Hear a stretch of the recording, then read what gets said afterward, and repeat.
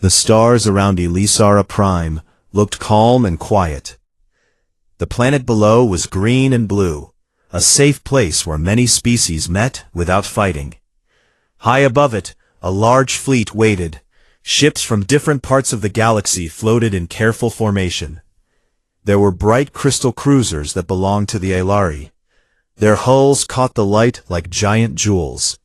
There were big living ships from the Vorath that looked like they were made of bone and muscle, and there were sharp, insect-like scout ships from the Caithrax, moving like angry hornets. All these ships belonged to the Galactic Concord. They had come together for one reason. Days earlier, long-range sensors had picked up something strange. A single ship was coming in from the dark edge of the system. It moved very slowly. It used old-style engines that burned fuel in bursts of fire. No one knew who it was. No one knew where it came from. The Concord had decided to meet it here, in neutral space, to say hello in peace. Ambassador Varel stood on the bridge of the flagship, Harmony's Reach. She was Aelari, tall and thin, with wings that shimmered in soft rainbow colors.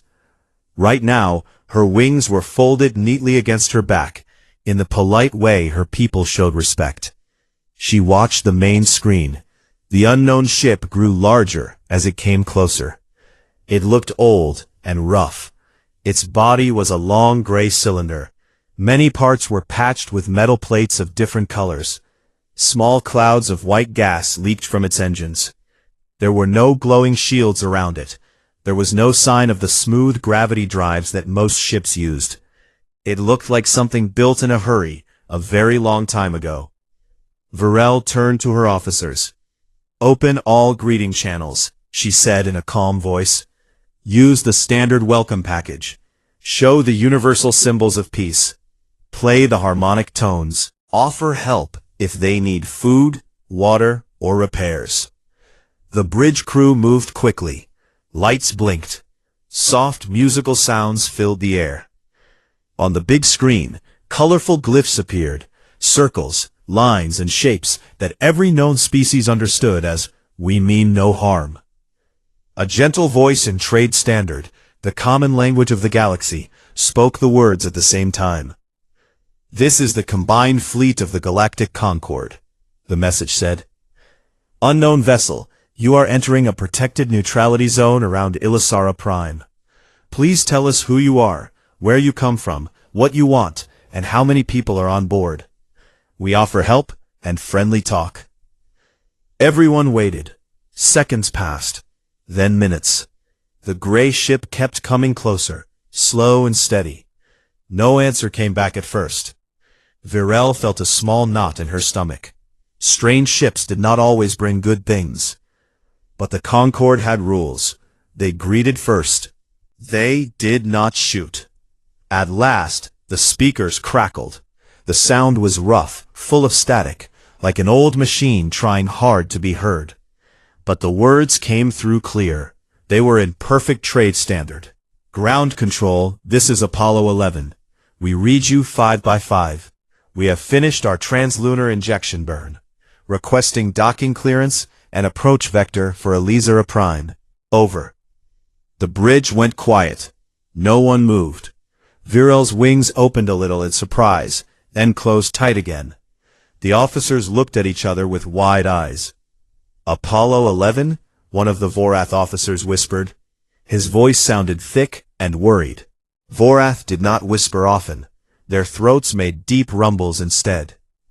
Virel stared at the screen. She knew that name. Every child in the Concord learned about it in school.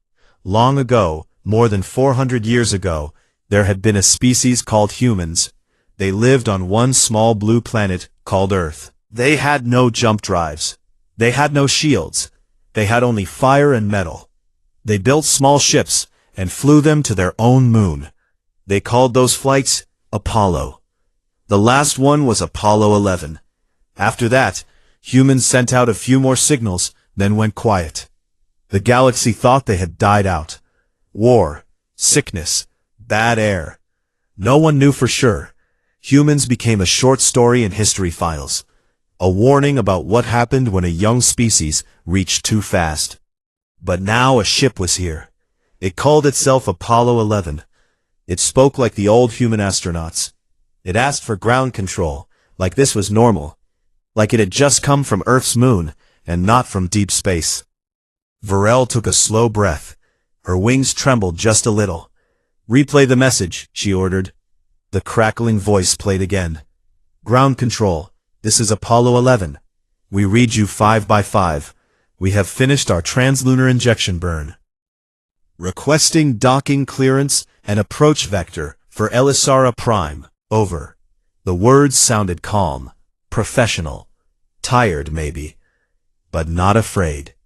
A Kothrox officer clicked his mandibles fast. Sensors show chemical engines, hydrogen-oxygen mix, very old design, no warp trace, no quantum fold. This ship has traveled the long way. Years, maybe decades, maybe more. Another officer, a small, furry being from the Lyran, spoke up.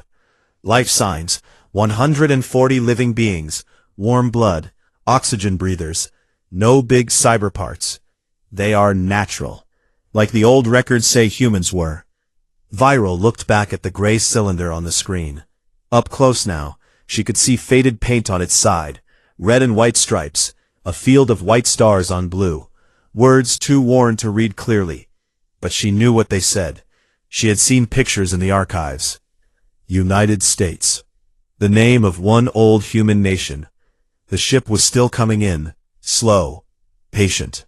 It did not speed up. It did not turn away. It just flew straight toward the planet like it belonged here.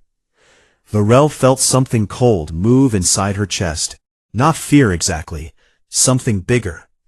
The galaxy had spent centuries thinking humans were gone. A sad little race that burned bright and then went out. Now one of their ships was here, asking for a landing spot. Using words from 400 years ago. She touched the comm panel. Her voice stayed steady. "Apollo 11, this is Harmony's reach of the Galactic Concord. We copy your request. Please hold your current course. We are preparing approach data. Stand by." She turned to her crew. "Get me everything we have on Apollo missions. Every file, every sound clip, every picture. Now." The bridge became busy again. Screens filled with old human data. Grainy black and white videos of men in white suits climbing ladders. Voices saying, "The Eagle has landed." Cheers from a world long gone. Varel watched it all. Her wings stayed folded tight. Outside, the old gray ship kept drifting closer. Its engines fired once more in a short burst of orange flame. Small, careful, like it had done the same thing 1,000 times before. And somewhere inside that battered hull, someone waited for an answer from ground control. The silence on the bridge of Harmony's reach lasted longer than anyone wanted to admit. The words from the old gray ship still hung in the air, like smoke that would not clear. "Ground control, Apollo 11, translunar injection burn." Simple words, old words, words that should have stayed buried in history files. Ambassador Varel kept her wings folded tight against her back.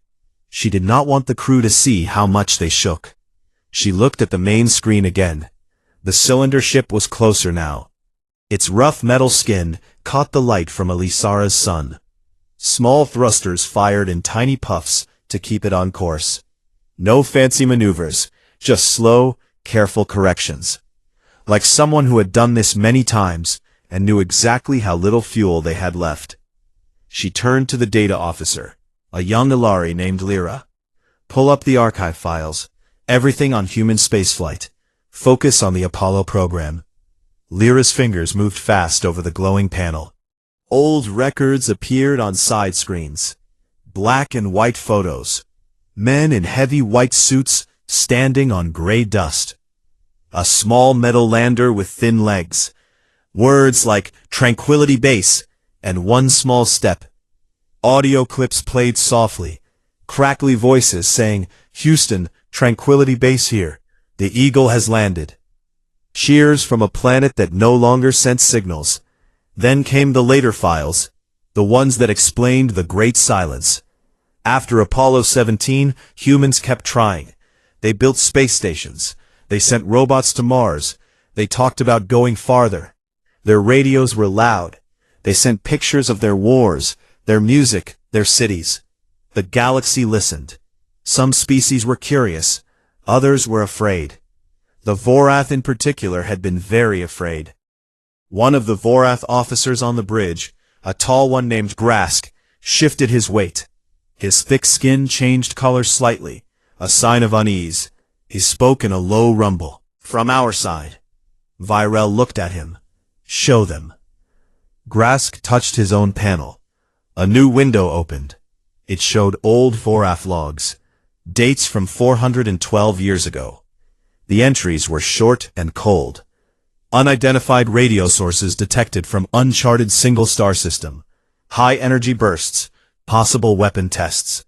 Multiple transmissions. Images of primitive rockets. Biological signals confirmed. Tool-using species.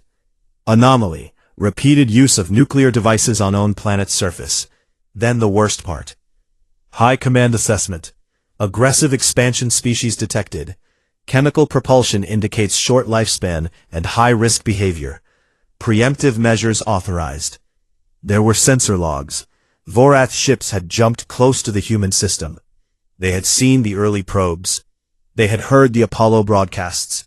They had mistaken the test rockets and moon landings for the start of an invasion fleet.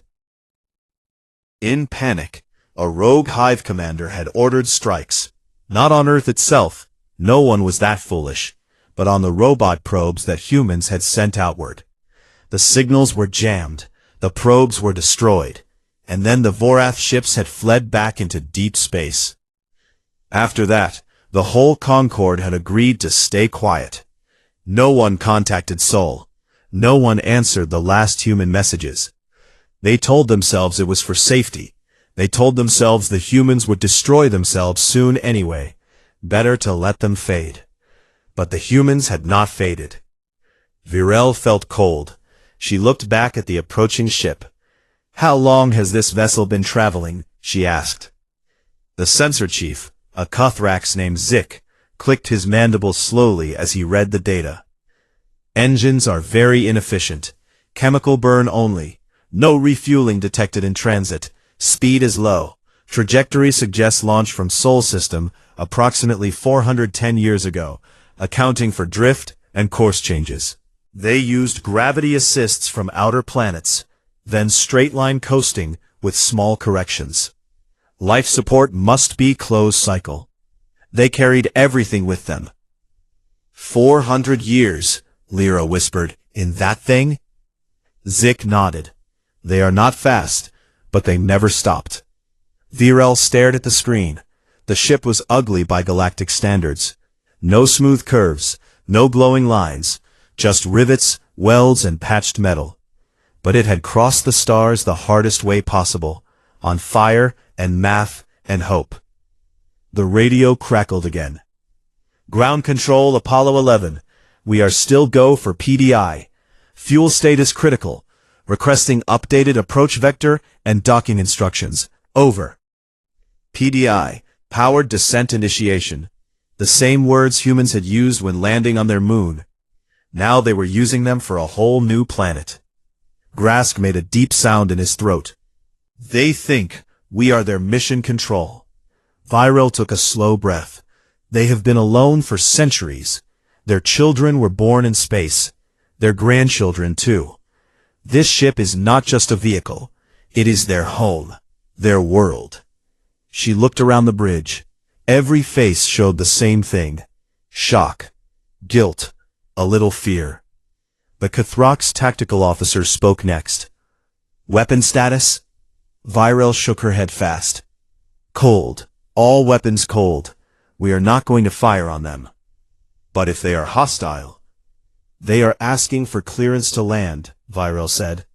They are polite. They say over at the end of every message. That is how humans talked in the old days. It means, your turn to speak. They are waiting for us. She stepped closer to the comm station. Her hand hovered over the panel. Then she pressed it. Apollo 11, this is Harmony's Reach. We have received your request. Stand by for approach data. We are preparing a safe vector to orbital dock. Medical and supply teams will stand ready. Welcome to Elisara Prime. She paused, then added, We are very glad to hear from you. There was a long silence. Then the reply came. Harmony's Reach, Apollo 11 copies. Thank you. We are standing by. Crew morale just went up a notch. Over. Virel felt something warm in her chest. Not quite relief, not yet, but something close. She turned to the crew. Send the vector. Clear a path through the fleet. No sudden moves. Let them see we mean peace. The fleet shifted slowly. Crystal cruisers moved aside like careful dancers. Vorath living ships pulled back their tendrils. Kithrak scouts formed a wide, non-threatening ring. On the main screen, the old gray ship fired its engines again. A short orange burst. It began the long, gentle curve toward orbit. Inside Harmony's Reach, the bridge crew watched in silence. 400 years ago, the galaxy had been afraid of humans. They had hidden. They had erased the evidence. They had pretended the noisy little species from Earth had never existed. Now that species was back. Not with warships, not with death rays, not with anger. With one tired, patched-up ship, asking politely for a place to land, and calling them ground control. Virel's wings opened just a little. Not in fear this time, in wonder. The old gray ship, Apollo 11, continued its slow turn toward orbit. Small bursts of fire came from its side thrusters. Each puff was careful, measured. The crew inside knew they could not waste a drop of fuel. On the bridge of Harmony's Reach, everyone watched. No one spoke much. The weight of what they now understood pressed down on them like heavy air. Ambassador Virel stood very still. Her wings stayed folded. She had ordered more data pulled from the deepest archives. Not just the public ones that schools used. The sealed files. The ones marked for high command only. Files that told the full, ugly truth about what happened after humans went quiet. Lyra, the young Alari data officer, worked fast. Her fingers danced over the controls. New windows opened on the screens around the bridge. Old sensor logs, military reports, diplomatic notes, all from 4 centuries ago. The first thing that appeared was a map of the Sol system, Earth at the center. Tiny dots showed where human probes had gone. Voyager, Pioneer, New Horizons. Small arrows marked their paths outward. Then red crosses appeared over many of those dots. Destroyed. Not by accident, by Vorath weapons. Grask, the Vorath officer, made a low sound in his chest. It was not anger. It was shame. His skin turned a dull gray color. Vorath's skin changed when they felt strong guilt. Those were our ships, he said quietly. Not all of us. A rogue hive fleet. They saw the nuclear flashes on Earth. They heard the radio calls about moon landings. They thought humans were testing weapons for war. They thought the Apollo ships were scouts for a bigger fleet. They panicked. He pointed to one log entry. The date was clear. It matched the time right after Apollo 17. Command decision. Eliminate perceived threat. Targets. All outbound electromagnetic sources and metallic objects leaving Sol. Method. Kinetic strikes and directed energy. Outcome. Complete silence achieved. Virel read the words again. Complete silence achieved. They had said it like a success. Like they had solved a problem. But the problem had not been solved. It had been buried. Another file opened. This one was from the full Galactic Concord Council meeting. Voices played, recorded, translated into trade standard. We cannot allow contact, an old Alari voice said. If they survive and learn of our drives, our weapons, they will come for us. Their history shows violence. Better to let them think they are alone. A Kathrak's voice clicked agreement. Quarantine the system. Jam all outgoing signals. Monitor from afar. If they ever leave their star again, we act faster. They had agreed, all of them, not to attack Earth.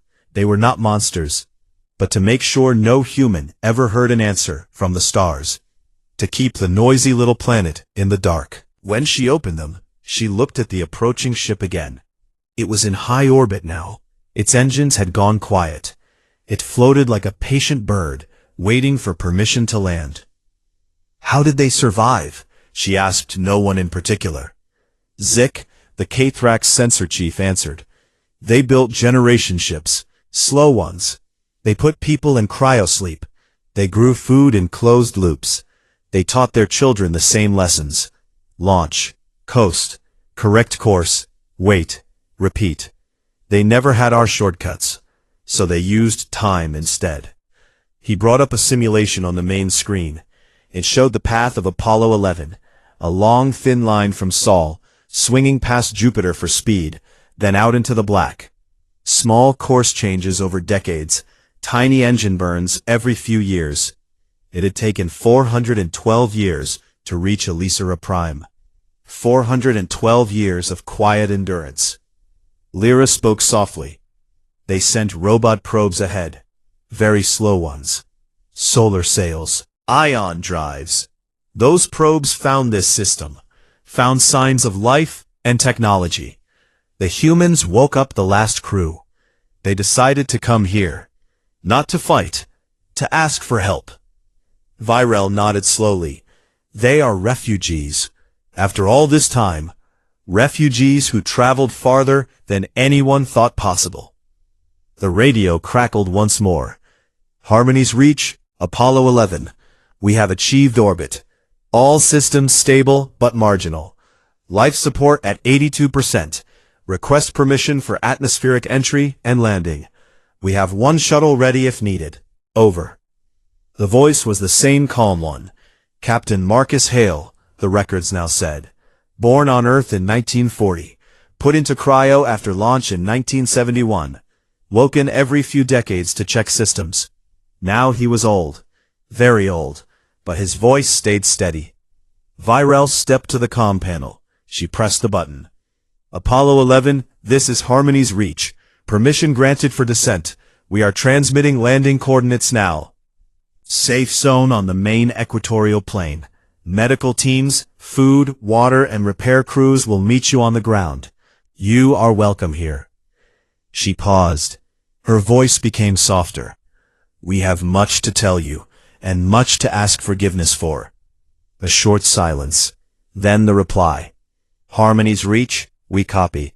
Coordinates received. Beginning descent prep, and thank you. It's been a long trip. Over. The bridge crew watched as the old ship adjusted its attitude. Small rockets fired along its length. It started to drop toward the atmosphere. A faint glow appeared around its heat shield. The same kind of glow humans had seen when their capsules came home from the moon. Grask spoke again. His voice was rough. They do not know what we did. They think we are just another species saying hello. They don't know we killed their probes, that we made them think the universe was empty. Virel looked at him. They will learn soon enough. First, they breathe fresh air. First, their children see a sky that is not steel walls. She turned back to the screen. The ship was entering the upper atmosphere now. A bright trail followed it. Fire against the blue sky of Elisera. Inside Apollo 11, people would be watching through small windows. They would see clouds, mountains, oceans. Things their books and old videos had shown them. Things none of the younger ones had ever seen in real life. Virel felt something tight in her throat. Not just guilt. Something else. Respect. These humans had not conquered the stars with power. They had walked there on tired feet, one step after another, for centuries. The galaxy had hidden from them. Now the hidden ones were coming home, and the galaxy would have to look them in the eye. The descent continued. The trail of fire grew brighter. Then it faded as the ship slowed. Parachutes bloomed, old style, red and white. Retro rockets fired in final bursts. Apollo 11 touched down. Dust rose in a gentle cloud on the plain below. The first humans in 400 years stepped onto alien ground. They did not come as conquerors. They came as survivors. And somewhere on the bridge of Harmony's Reach, an old wrong began to feel its first crack of light. The dust from the landing still hung in the air over the equatorial plain of Elisara Prime. It was fine and golden, caught in the soft light of the planet's twin suns. Apollo 11 sat upright on its landing legs, a tall, battered cylinder that looked even older now against the clean green fields and distant purple hills. Small vents hissed steam. The heat shield glowed dull red as it cooled. No one moved outside yet. The humans inside were checking systems one last time. They had waited 400 years. They could wait a few more minutes. High above, in orbit, the combined fleet watched every second. Harmony's Reach stayed close, its sensors locked on the ship. No weapons were hot, no shields were raised in threat. The fleet had pulled back to give space. Crystal cruisers floated like quiet guardians. Vorath living ships pulsed gently. Cathrax scouts held still. On the bridge, Ambassador Viral could not take her eyes from the ground feed. A camera drone had flown down fast. It hovered now, sending clear pictures. The side of Apollo 11 opened slowly. A wide door folded down like a ramp. Air rushed out in a white cloud. Then figures appeared. They wore old-style suits, white with red, white, and blue patches, helmets with gold visors. The suits looked thick and heavy. Wires and tubes ran across them. The first person stepped out carefully. He moved slowly, testing the ground with each foot. Behind him came others, men and women, some young, some old. A few children held hands with adults. They all wore suits, but the children's were smaller, patched in places with bright colors. They looked around with wide eyes through their visors. The man in front stopped. He lifted one hand in a slow wave. Then he spoke. His voice came over the open channel. Calm, tired, but strong. This is Captain Marcus Hale. Apollo 11 has landed safely. All crew accounted for.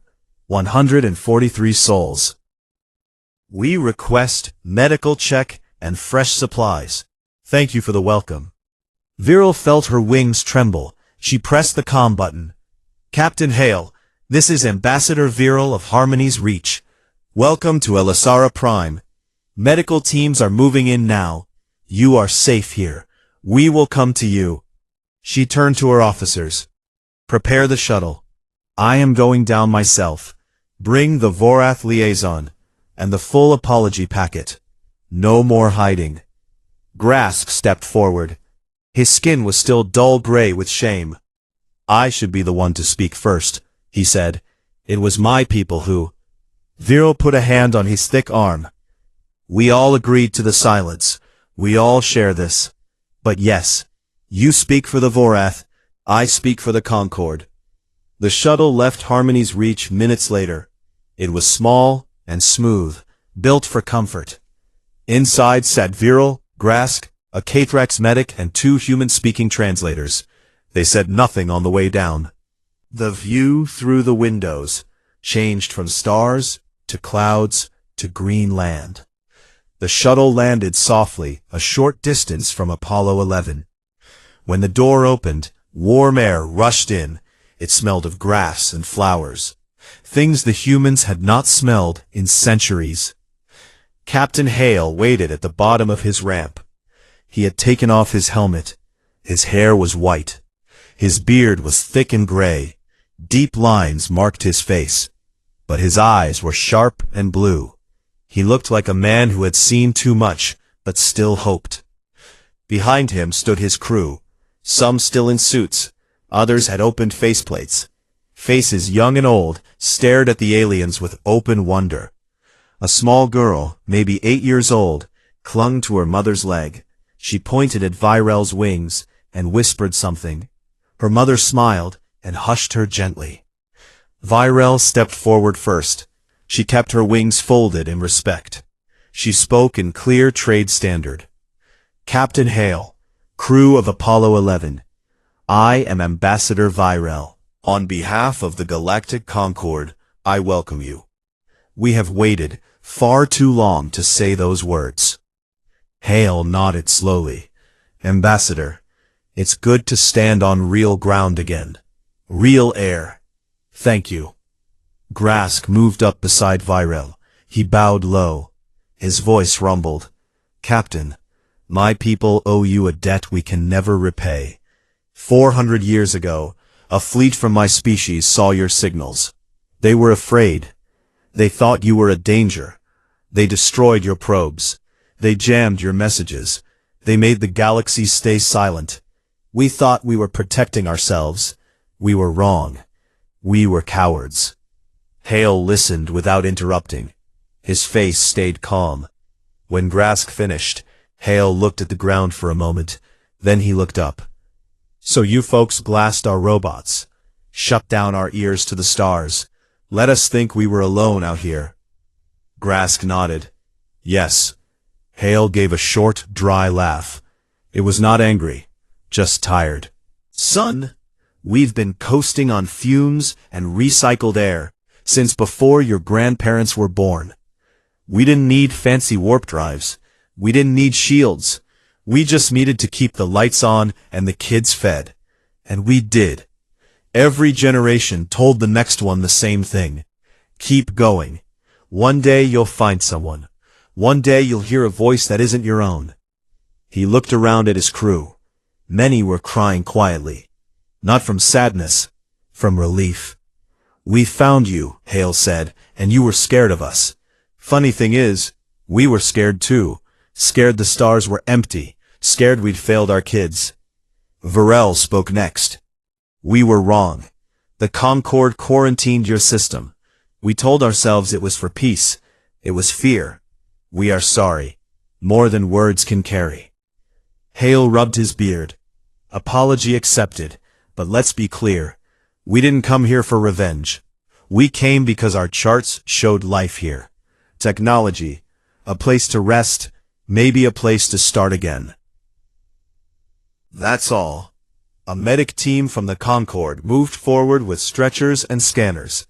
They worked gently. Humans who had lived in low gravity for so long needed care. Bones were weak, muscles thin.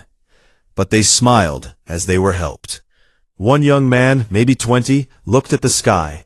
It's blue, he said, like the old pictures. His mother hugged him. It's real, Jonah. Children ran a little way into the grass. They laughed when it bent under their boots. They picked flowers and held them up like treasures. Virel watched it all. Her heart felt full and heavy at the same time. Hale turned back to her. We have more ships coming. Slow ones.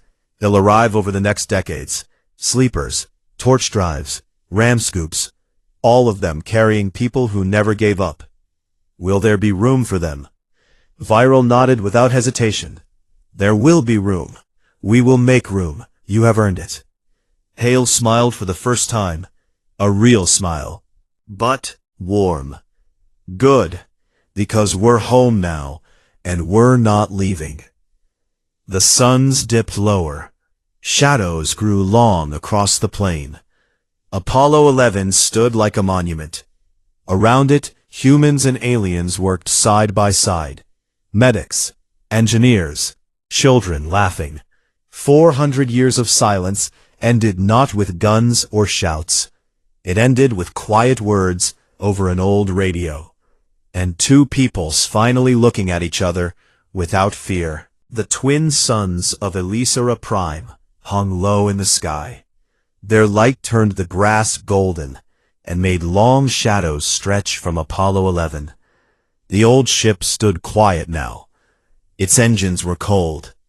No more hissing vents. No more small puffs of fire. It looked almost peaceful, like it had finally found a place to rest after 400 years of flying. Captain Marcus Hale walked slowly away from the ramp. He did not wear his helmet anymore. Fresh air filled his lungs. It tasted sweet and clean. He stopped and looked up. The sky was wide and blue with thin white clouds. He had not seen a sky like this since he was a young man on Earth. Back then, the sky had been full of smoke from cities and rockets. This one was empty, except for the gentle shapes of Concorde shuttles moving high above. Around him, his crew spread out. Some sat on the ground and touched the grass with bare hands. Others helped the medics carry stretchers for the weakest. Their laughter sounded strange after so many years of metal walls and quiet voices. A boy no more than 10 picked up a small purple flower. He held it to his nose and smiled big. His mother watched with tears in her eyes. Ambassador Varel stood nearby with Grask and the other Concorde officers. They gave the humans space at first. They did not want to crowd them. But soon Hale walked over. He moved with care. His legs were still weak from low gravity. Varel met him halfway. "Captain," she said softly, "how do your people feel?" Hale looked back at his crew. Like they woke up from a very long dream. Some are scared. Some are crying. Most are just happy. Real dirt under their feet. Real wind on their faces. It's more than we hoped for. He paused. "We have stories. Old ones. About finding friendly aliens. About green worlds. About not being alone. The kids grew up hearing those stories. Now it's real." Varel's wings opened a little. Just enough to show warmth. "We have stories too. About a small, noisy species that reached for the stars with fire and steel. We thought those stories ended badly. We were wrong." Grask stepped closer. "We will help, all of us. Food, medicine, homes, schools for your young ones, land to build on. Whatever you need." Hale nodded. "We accept, but we want to earn our place. We're not beggars. We've got skills. Engineers, doctors, farmers who know how to grow things in tight spaces. Teachers. We can share what we learned on the long trip." Varel smiled. It was a small, careful smile. Alari smiles were gentle. "We look forward to learning from you." Days passed. The humans moved into temporary shelters built fast by Concorde machines. Big white domes with soft beds, clean water, and warm lights. Doctors checked everyone. Many needed time to get strong again. Bones rebuilt. Muscles grew. Eyes adjusted to bright daylight. They played outside every day. They learned new words from Concorde teachers. They showed the aliens how to play tag and how to make paper airplanes from old ship manuals. The aliens watched in wonder. They had never seen beings so full of joy after so much hardship. More signals came in over the weeks. Slow, crackling messages from deep space. Other human ships. The next one would arrive in 12 years. Another in 23. A whole fleet of slow travelers, each carrying hundreds or thousands of people. All of them following the same path Apollo 11 had blazed. The Concorde Council met in orbit. They talked long into the night cycles. At first, some voices were worried. Humans were many. They were stubborn. They had survived the impossible. What if they wanted too much? What if old fears came back? But Virel spoke strong. They crossed the dark on chemical fire and hope. They did not ask for our help 400 years ago because we took it away. Now they ask, and we will give, not from fear, from respect. The council voted. The vote was yes.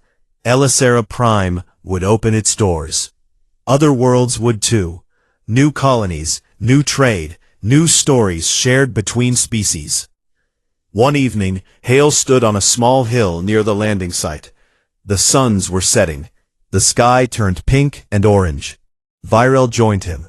They stood in silence for a while. "You know," Hale said, "back on Earth, we dreamed of this. Not exactly this, but something like it. Meeting others, sharing the stars. We thought it would happen quick, with fast ships and big talk. Instead, it took centuries, and it happened because we refused to quit." Virel looked at the old ship below. Its metal skin was scarred and faded, but it still stood tall. Your people taught us something we forgot. Patience. We jumped between stars in seconds. You walked the long road, step by step. We thought speed made us strong. You showed us endurance does. Endurance and a good playlist. We kept the old music going. Beatles, Bowie, even some disco. Kept the kids dancing in 0G. Viral tilted her head. I would like to hear that music. You will, Hale said. We saved everything. Tapes, drives, stories, recipes, jokes. We'll share it all. Below them, lights came on in the domes. Laughter floated up. Someone started singing, an old song about blue eyes and California. Voices joined in, human voices. Then alien voices tried the words too. They got them wrong. Everyone laughed. Hale looked at Viral. Ground control, he said with a smile. This is humanity. We're home. Over. Viral understood the joke now. She answered in the same calm way. Apollo 11, home copy. Welcome back. Over. The sun slipped below the hills. Stars appeared one by one, bright and many. The same stars humans had stared at from their tiny ship for so long. In the years that followed, more ships arrived. Slow at first, then more often as the galaxy helped with supply drops and navigation beacons. Human voices filled the airwaves again. Not loud like before. Calm, polite, saying over at the end of every message. They built new towns, not big shiny cities, simple ones. With gardens, schools, workshops, places where children could run and aliens could visit. The galaxy changed, not fast, not with war or big speeches, slowly, like the way Apollo 11 had crossed the dark. They learned that the most frightening thing about humans was not their weapons, not their speed, not even their anger. It was their patience, their quiet refusal to stop, their calm voices over crackling radios, still saying the same thing after centuries. We're still here. And now the stars answered back.